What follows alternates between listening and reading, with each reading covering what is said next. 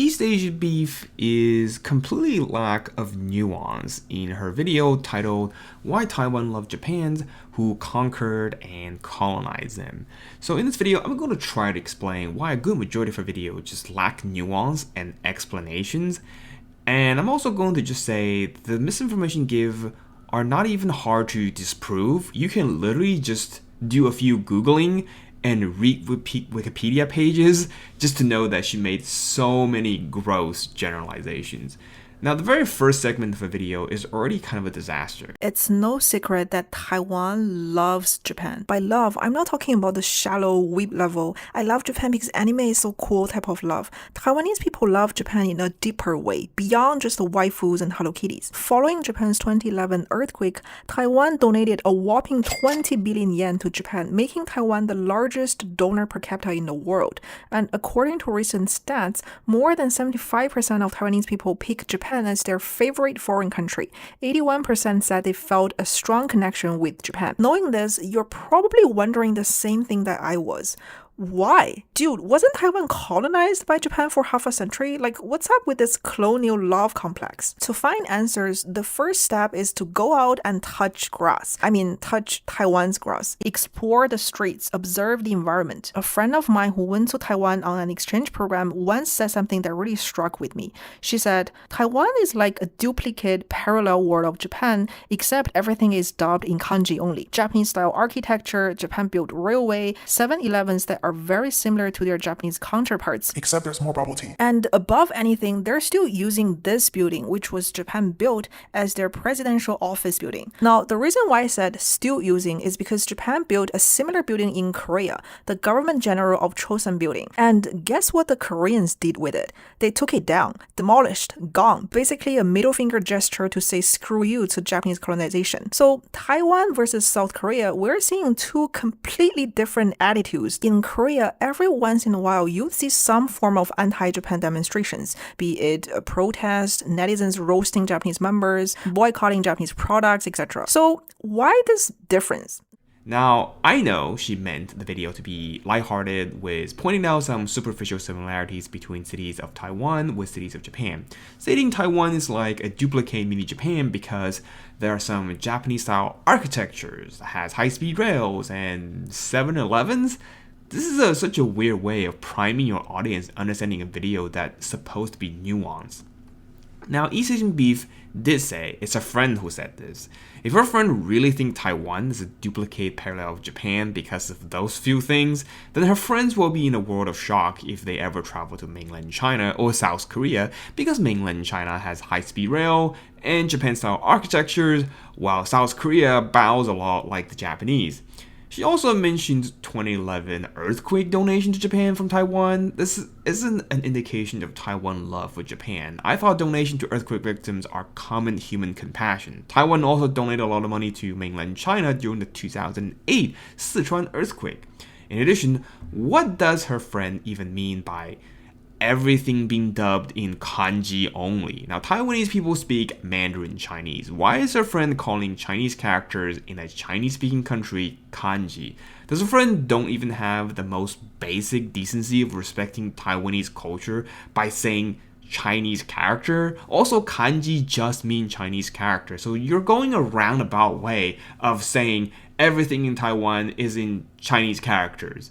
She must have the most stereotypical dumb American friend. Now, to give you a bit of contextual understanding further enhance of why the way she started the video is just completely incorrect and quite misrepresentative.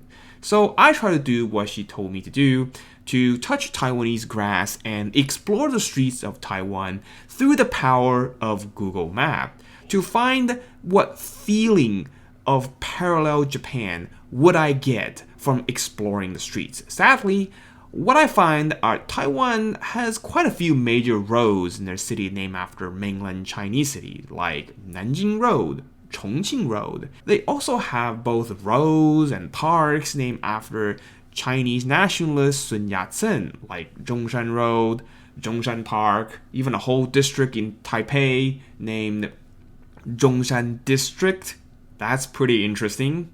I thought Streets names are supposed to give me a feel of Japan, not immediately greeted with the most generic China-sounding street name. One of the top universities in Taiwan is named Tsinghua University, with the same name as Tsinghua University in Beijing, China. In fact, just doing a 2-minute Google, you will find that Tsinghua University in Taiwan did came from mainland China. This Taiwanese airline is also called China Airline. This Taipei's National Revolutionary Martyr Shrine definitely looks super Chinese. This Taiwan's National Museum of History, this was clearly built in the Ming-Qing era style. This is Sun Yat-sen's Memorial Hall. The giant hotels in the middle of Taipei also look like a Chinese palace. There's just way more traditional Chinese-style architecture in Taiwan than they're Japanese. In her video, she said the presidential building is preserved government building to imply that Taiwan didn't demolish Japanese building. However, Taiwan's National Revolutionary Martyr Shrine, the image that I showed previously, she didn't tell you, or she didn't even mention this, because she didn't even show you in her video, that this shrine is built on top of the demolished original Japanese shrine for the Japanese war dead. Now, talking about dancing on the graves of your defeated enemy. So her comparison is just completely inadequate. Next, she talked about the comparison between Korea and Taiwan. Well, her opinions on Koreans' anti-Japan attitude is kind of correct, and again, it's very grossly sort of generalized, but it's still mostly correct. And I'm not even here to dispute her claim that Taiwanese today have a more favorable view of Japan.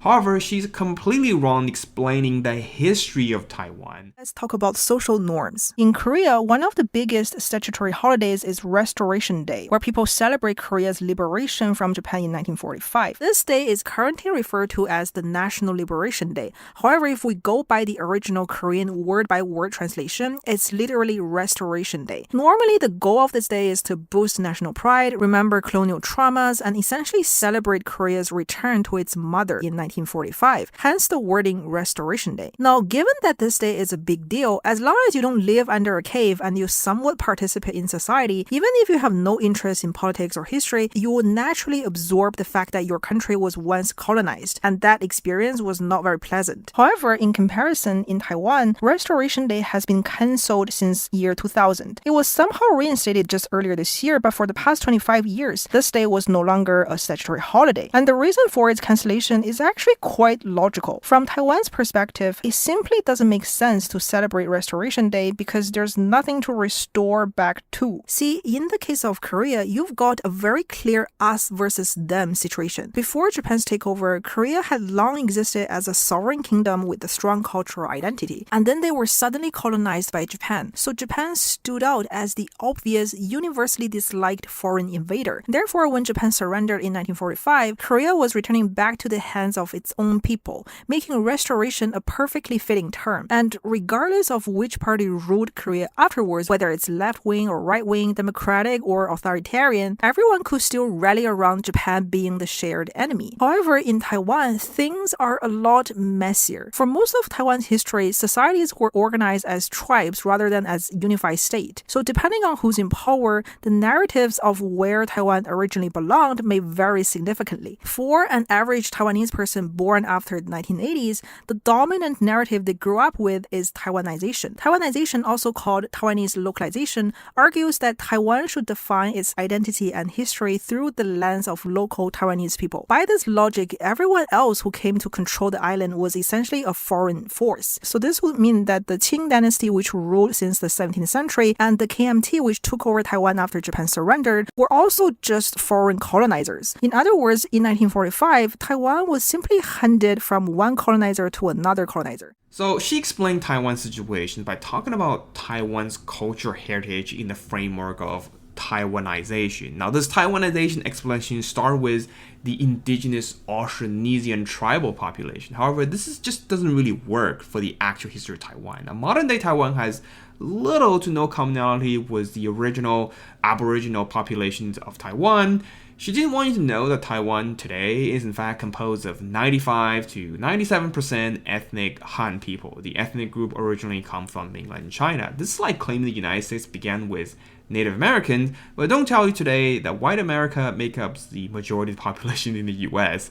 The Austronesian or Aboriginal influence is pretty minor on the island today, and it's not really the dominant cultural force, replaced by Chinese culture, and it's actually quite wrong to imply that the indigenous Aboriginal culture played a significant role in shaping modern-day Taiwanese identity or the love for Japan.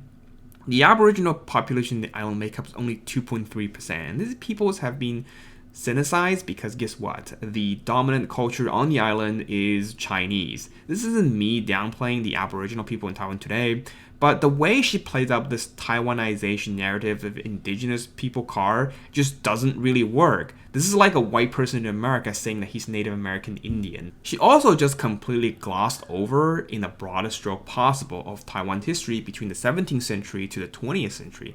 Again, I thought she was going to give us nuance. Is nuance in the same room with us? Now, immigrations onto the island by the Han peoples started as early as the 13th centuries, but the modern-day Taiwanese population really began to explode in the 17th century near the tail end of the Ming Dynasty, where a large wave of mainland Han Chinese people from the nearby southern coast of China, particularly Fujian province, began to migrate onto the island. During this time, the Dutch also colonized the island for a brief period of time and brought Chinese workers onto the island. Eventually, the Dutch were defeated by a Ming Chinese general named Zheng Chenggong, also known in Taiwan as Guo Xingye or Koxinga. This conquest resulted in Zheng brought a large army of men to the island. In addition, he also brought even more Chinese settlers onto the island as well, and used the island as the Ming rump state to continue to resist the Qing dynasty for another 60 years. It was eventually subjugated by the Qing dynasty. Now, East Asian Beef framed this as a Qing colonizer conquered the island from indigenous people, when in reality it was one Chinese imperial dynasty stamping out the remnant of another imperial Chinese dynasty. It was a Chinese civil war. We see that happen a lot with China. Now, East Asian Beef also completely ignore this part of history. In addition of speaking of culture heritage, Koxinga is literally honored in Taiwan as a folk hero.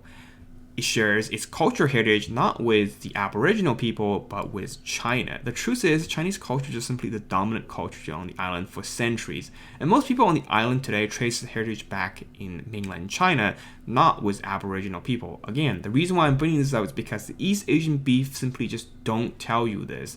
She started with mentioning Austronesian people, then omit the rest on how Han people became the dominant culture group on the island, giving us the impression that Taiwan still had a strong Aboriginal heritage instead of Chinese. Now, cultural linguistic aside, she also completely glossed over how Taiwan was conquered by Japan. Historical environment. First of all, the process of how Japan took over Korea was much slower, and therefore it was a much more suffocating experience. Because as the saying goes, a long pain is much worse than a short pain. From the Ganghwa Island incident in 1875 to Korea's formal annexation in 1910, Korea went through 35 years of resistance. So that's like 2 generations of people. This meant that most Koreans had personally experienced some form of confrontation with the Japanese colonizers. This sort of slow and creeping takeover presumably left a much more traumatizing scar. In comparison, Taiwan's takeover was much quicker. Yes, there was early resistance which caused heavy casualties, but the overall scale and level of social mobilization were nothing like what happened in Korea. This is because Japan played its cards very well and was very strategic in eliminating possibilities of future conflicts. It offered an exit option. Anyone who wanted to leave Taiwan could leave. The people that took that option were mostly Qing loyal elites who should have led anti-Japanese movement. Now with them gone, island-wide resistance was hard to form and quickly faded out. As a result, later uprisings were more or less sporadic and were simply written off as bandit activities and petty violence. In addition, Japan did something else that was very clever in Taiwan. It shared a portion of the economic benefits with local landlords, giving them a clear incentive to support colonial rule. And Japan did this because they just learned a hard lesson from Korea. Over there, Japan had seized land. As you can imagine, that triggered a sea of protest and anti-Japan sentiment in Korea. So in Taiwan, Japan opted to protect the landlords instead, giving them no reason to oppose Japanese rule. And ordinary people who worked for the landlords simply didn't have the influence or status to form any meaningful resistance. It even goes as ridiculous to say that unlike Korea, Japan conquered Taiwan with little resistance, as if China didn't care about Taiwan and handed over Taiwan to the Japanese. What she doesn't tell you is that China did fight and fought hard in a war known as the First Sino-Japanese War. An entire Chinese naval armada was obliterated by the Japanese, and hundreds and thousands of Chinese soldiers perished on the battlefield of Korea.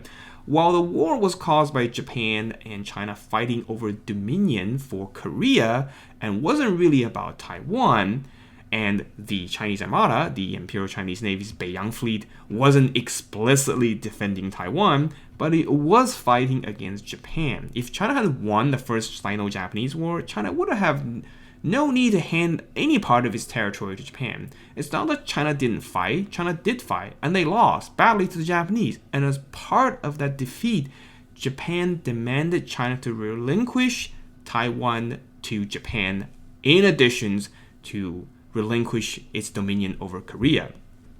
China just simply lost the war and lost part of its territory in that war. It's not like Taiwan was an independent entity during the time of the First Sino-Japanese War, or that it was an independent kingdom and that China just decided, okay, yeah, Japan, you can just take over. However, she actually could have made a bit of a stronger case for Taiwanese self-governing, this sort of like Taiwanese awakening of self-identities and independence, if she tried to argue the very short-lived Republic of Formosa existed for merely 5 months between May of 1895 to October of the same year.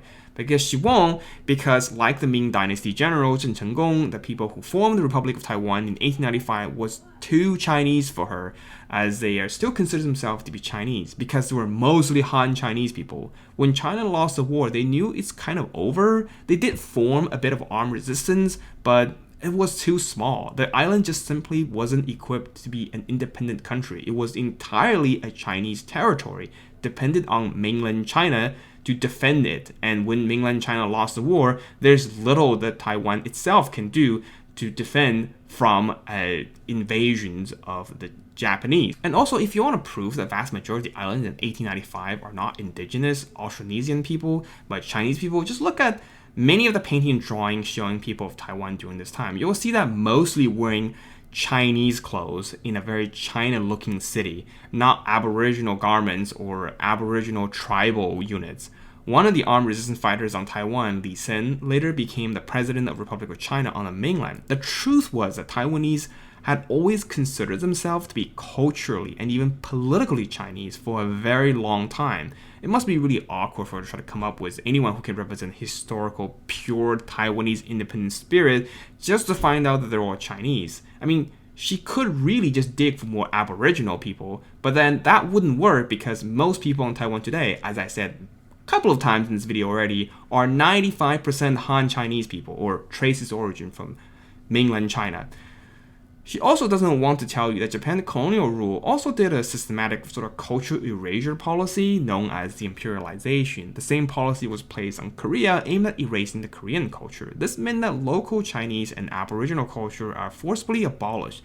Now at this point you might be thinking, hold on a minute, you mentioned Chinese culture replaced the local Aboriginal culture earlier. What's the difference here? The difference is that Chinese people migrate onto the island. They didn't have a systematic policy of forcing the indigenous Austronesian people to become Chinese. It was a gradual cultural assimilation through trade, intermarriage, and migration over the spans of hundreds of years. This happens all the time in histories over the course of hundreds of years.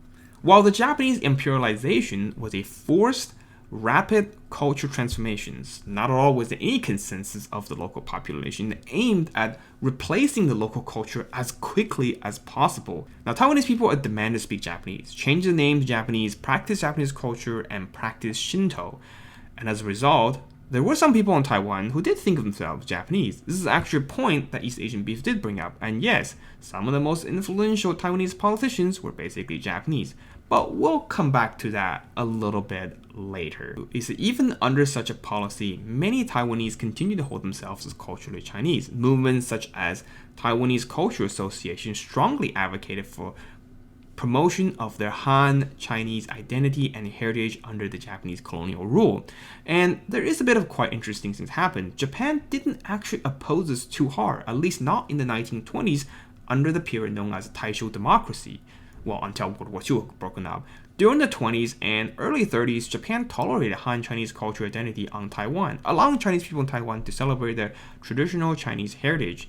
Maybe she could have used this as an example of supposed benevolency of Japanese colonial rule, but she didn't. Again, no nuance. So I hope you understand that why East Asian Beef's explanations of Aboriginal heritage and successive wave of colonial occupier narratives are kind of misleading and just completely lack of nuance. As I said, by the time the Japanese rule ended, Taiwan was pretty heavily Japanified. While initially many Taiwanese eagerly welcomed the Chinese liberators, however, 5 decades of Japanese imperialization effort, it did create some culture rift between the new Chinese liberators and the locals. When the Chinese soldiers and administrators came to the islands, they found out not really their fellow Chinese welcomed them as liberators, but a place strongly reminiscent of Japan, with a mildly indifferent population to all things Japan. You also understand that China just came out of an 8 long years of brutal war resisting against Japanese genocidal invasions. What do you think when these mainland Chinese people come to the place that look like Japan? So there was a cultural rift. The Chinese liberators soon turned resentful towards the local Taiwanese, seeing them not as fellow countrymen but traitors and collaborators to the Japanese Empire. But even this wasn't the real culprit of the rise of the Taiwanese self-identity, nor is this related to how Taiwan today ended up loving Japan. Now, we can finally get to the real reason why Taiwan today likes Japan more. I'm not going to talk about the geopolitical reason why Taiwan today is so much closer to Japan. Those are very obvious, and I'm pretty sure there are millions of videos out there explaining the geopolitical reasons, and is the real primary reason why. But I will mention one thing: East Asian Beef completely wrong when it comes to understanding the position of South Korea and Taiwan. In her video, she's constantly comparing South Korea and Taiwan as if South Korea and Taiwan are in the same league. South Korea is not comparable with Taiwan in terms of military national self-defense and geopolitical position. South Korea has an enormous land army that is larger than Japan, with a modern, technologically advanced gears. South Korea has a blue water capable navy and a powerful modern air force. The South Korean military budget dwarfs that of Taiwan. Taiwan is still largely using legacy Cold War era armaments. South Korea is just simply significantly more powerful than Taiwan in terms of geopolitics. Its military strength is about the same as Japan. In fact, if South Korea wanted to, South Korea technically can provide the same level of protection to Taiwan as Japan, but they have their hands full with their northern neighbor. So that is the reason why South Korea doesn't really want to deal with Taiwan that much. With this understanding, of course, South Korea doesn't need to appease Japan. South Korea is a powerful enough country on its own, so it really isn't appropriate to compare Taiwan's need to appease Japan with South Korea's lack of needs to appease Japan. South Korea can air out its grievances against Japan because South Korea is a powerful enough country to rival Japan, and Taiwan just simply isn't. This isn't me, again, downplaying Taiwanese people, but Taiwan is just too small and too weak on its own. It cannot be compared with South Korea. So why then there's a cultural element in Taiwan to pro-Japan? The real divide that caused the rise of independent Taiwan identity and this in turn pro-Japan identity was indeed caused by mainland Chinese, but not because colonialism or Aboriginal identity, but because the nationalist Chinese government that took over Taiwan was terrible. You have to remember that nationalists, or the KMT, was already super disliked on the mainland by the time they took over Taiwan in 1945. If they can be so disliked in their home base on mainland China, what do you think they're going to be when they arrive on Taiwan? Now, corruption and brutality was a very common thing under the KMT regime. This deeply alienated the Taiwanese people from initially welcome them as liberators to hated occupier. In 1947, 2 years after the handover, an infamous event occurred on the island known as the February 28th incident. The 228 incident initially started out over a tax dispute, but it was the accumulations of resentment of treatment of the KMT rules on the islands. And KMT respond, send in the military and start shooting protesters. 10 to 20,000 people were killed in a single event alone. After the nationalists were defeated on the mainland in 1949, the KMT tightened its rule on Taiwan and implemented a regime of white terror for another 30 years. This is actually the second white terror, as the first one KMT did was back in the 1920s on the mainland. This deeply impacted how Taiwanese feel about the China government. This is where Taiwanese identity began to form in the 1950s and 60s. Then how did they become pro-Japan culturally? Well, East Asian Beef doesn't tell you that the Taiwanese independent movement initially wasn't started by people who are pro-Japan, but rather Taiwanese communists. The communists of these early movements eventually got purged on the island by the KMT completely. This allowed another group of people to pick up the mantle, so to speak. The other group of people who also disliked the KMT and also had strong political motivations to carry out this project are those Taiwanese people who assimilated with Japan during the Japanese colonial rule. The mixtures of resentment towards KMT brutality and people who still identify as Japanese and the purge of the Taiwanese communists resulted in the people who previously identified as Japanese to become sort of de facto leaders of this new Taiwanese identity movement. Pro-Japan sentiment became deeply rooted in this new Taiwanese sort of national identity that is forming. So when the military dictatorship of the islands by the KMT ended in the 90s, these previously Japanese-identified Taiwanese people obviously became the more visible opposition to the legacy of the KMT brutality. They became popular not because they're pro-Japan, but because they're anti-KMT and they were anti-authoritarian. This is how pro-Japan politicians like Li Denghui became prominent in Taiwan and normalized this attitude of pro-Japan culture.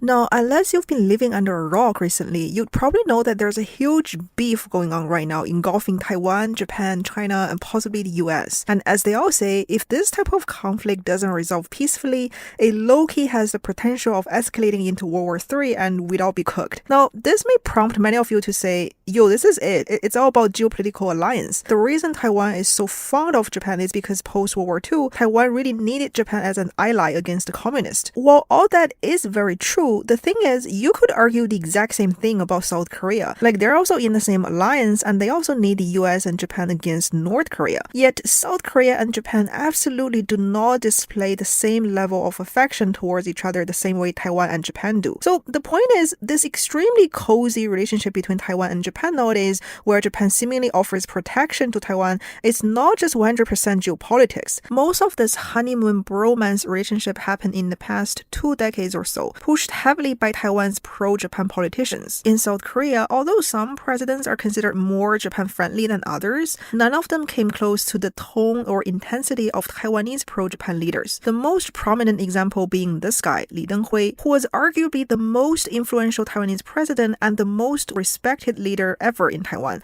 often held as the father of democracy as he played a pivotal role in transitioning Taiwan to democracy. Now, this guy was very openly pro-Japan. Born in 1923 in Taiwan, which was under Japanese colonization at the time, he grew up speaking better Japanese than Mandarin. Once adopted a Japanese name, later received higher education in a prestigious Japanese university, and, quote, always considered himself a Japanese, unquote, before reaching 22 years old. His older brother, Li Dengqin, voluntarily joined the Imperial Japanese Army and died as a Japanese martyr. As of right now, his body is enshrined at the controversial Yasukuni Shrine in Japan. Now, Li Denghui himself also volunteered for the Imperial Japanese Army and directly participated in helping civilians evacuate during the Nagoya incident. So given this type of background, his pro-Japan stance and affinity towards Japan was not just political, it was also quite personal. From openly embracing his Japanese roots to frequently visiting Japan and giving speeches praising Japanese democracy, culture, work ethic, etc., to writing and publishing books in Japanese. This affinity to Japan meant that under his direction, Japanese colonial rule was to be reframed not only neutrally but in some aspects positively,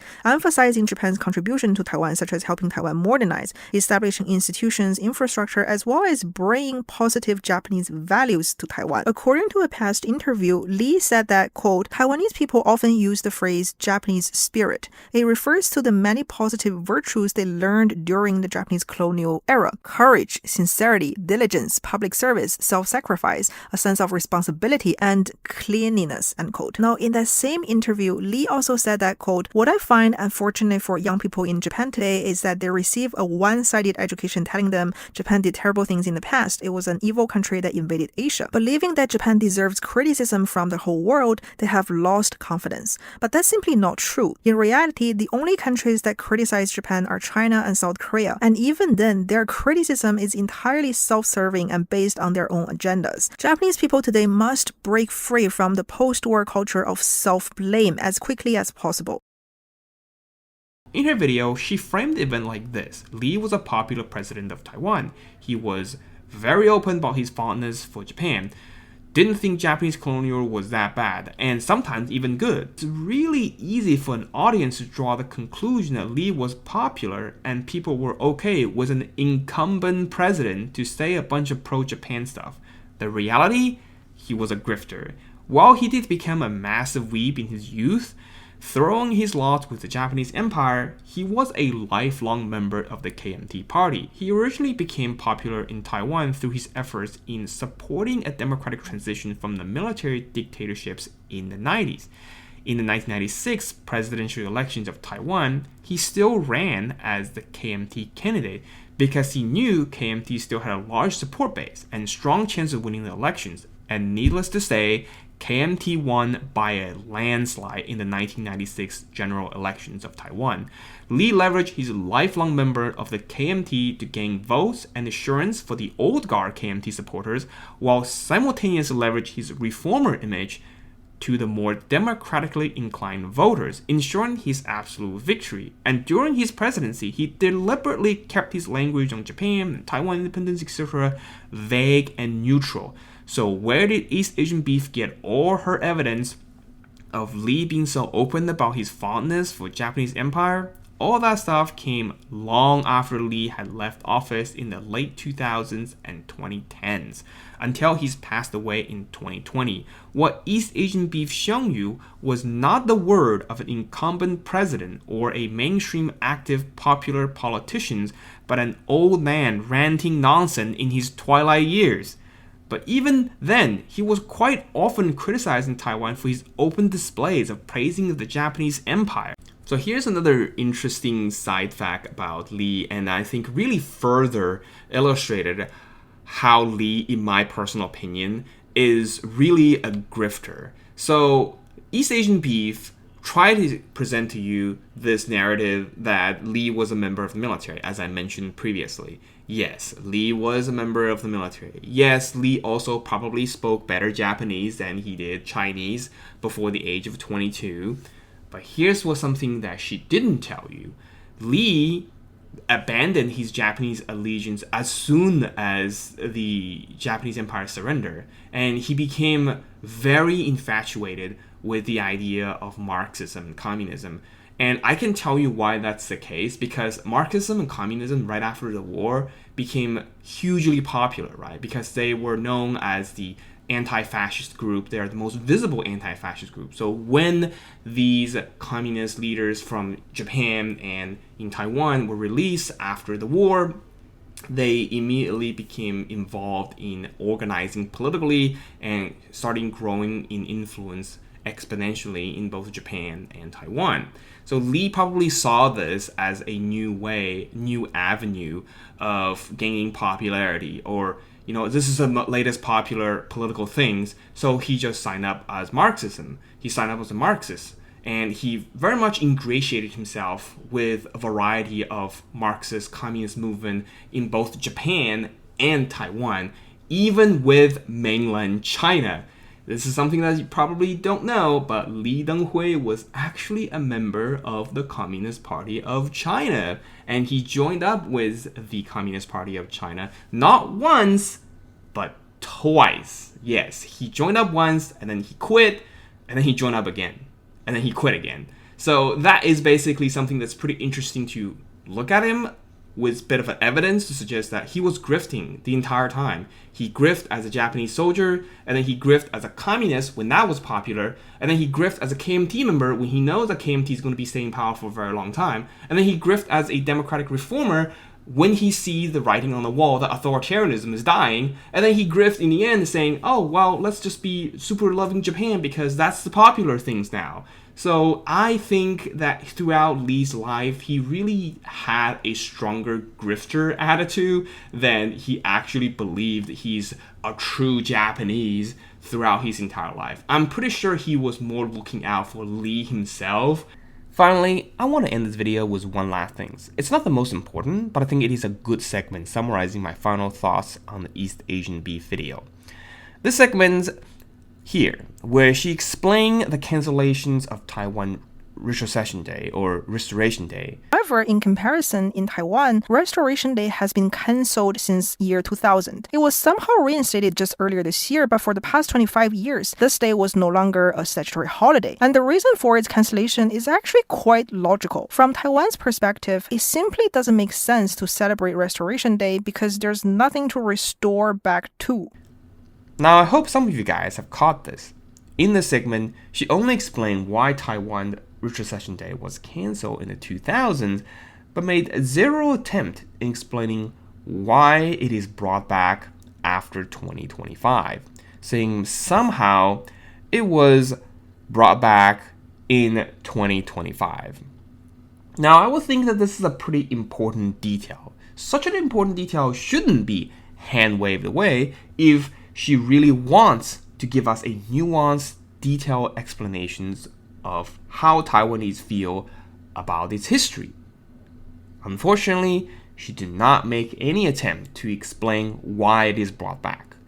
Dismiss it in the most hand-wavy way possible.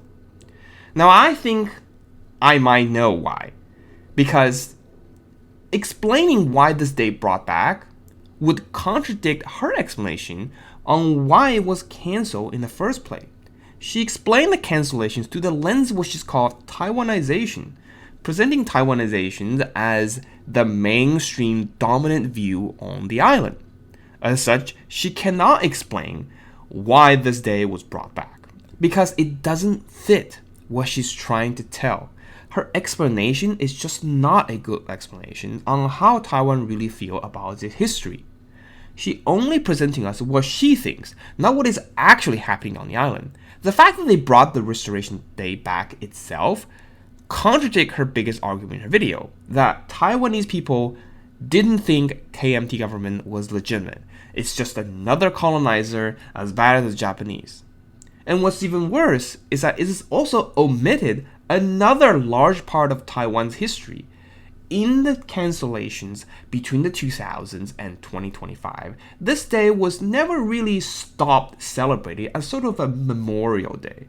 Taiwan itself never really stopped asserting its important role during World War II as the Republic of China. Both government and peoples on Taiwan have repeatedly made claims that they are the true victors of World War II as the Republic of China. So clearly, it's not as simple as Taiwanese people on the island think Taiwanization is the mainstream dominant view on the island. Clearly, there are a lot of effort in Taiwan to still assert itself and see that the KMT government, the Republic of China government, as a legitimate government. Way more legitimate than Japanese colonial rule, that's for sure. There are way more effort on Taiwan to preserve its identity as the Republic of China than there are efforts in loving Japan. That is an undeniable fact. I am not here to deny that Taiwanization exists on the island. I'm simply here that Taiwanization is not the only thing that exists on the island. That there are other views that are just as mainstream, just as acceptable as the Taiwanization narrative. So what is wrong with her video? She claims to be nuanced. She claims to give us explanation, yet all she did was giving us a very shallow, superficial answers, ignoring entire segments of Taiwan history. Her explanations are completely inadequate. And honestly, if she would have made this video 2 or 3 years ago, she could have even gotten away with the point that I previously made. But unfortunately, she didn't provide enough nuance. She didn't want to provide nuance. She just wanted to give us a story that she wants to tell. And this is not adequate enough to explain the feeling, the history, and the actual facts on the ground with Taiwan. And I'm not even Taiwanese. Anyway, that's all my thoughts on this video.